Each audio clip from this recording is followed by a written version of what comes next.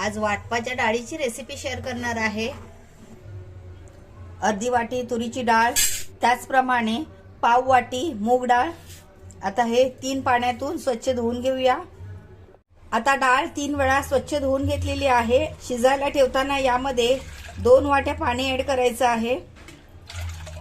Gas चालू करून घेऊया। डाळीवर हा जो फेस येतो त्याच्यामध्ये भरपूर प्रमाणात युरिक ऍसिड असतं, ते शरीराला हानिकारक असतं, त्यामुळे काढून टाकायचं।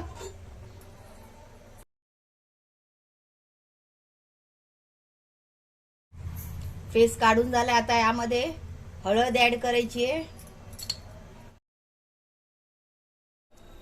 डाळ शिजते तोपर्यंत आपण वाटण करून घेऊया।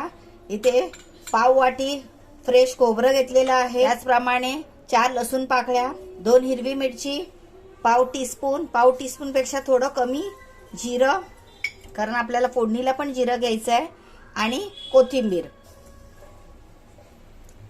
आता हे वाटून घेऊया। थोडंसं पाणी टाकूया यामध्ये। वाटून झालेलं आहे। 4 लसूण पाकळ्या ठेचून घेऊया।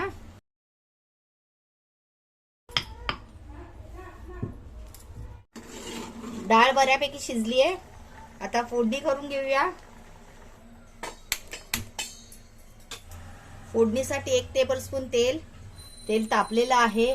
आता पाव टीस्पून राई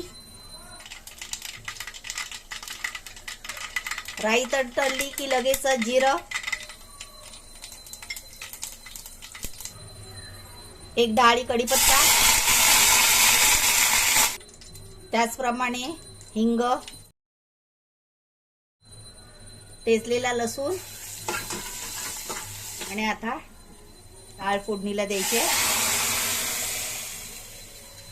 भांड धुवून पाणी टाकूया। रवीने डाळ मोडून घेऊया।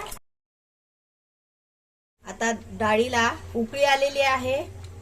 आता हे वाटून ठेवलेलं वाटण ऍड करायचंय। मिक्सरचं भांड धुवून घेऊया। आता यामध्ये चवीनुसार मीठ ऍड करायचंय। गावाकडे अशी वाटपाची डाळ बनवतात।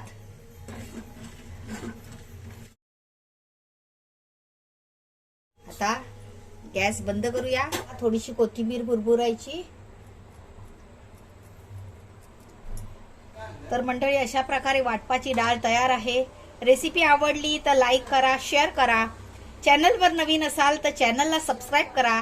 वेळात वेळ काढून तुम्ही ही रेसिपी पाहिली त्याबद्दल खूप खूप आभार। लवकरच परत भेटूया अशाच एका नव्या रेसिपी सोबत। तोपर्यंत बाय बाय।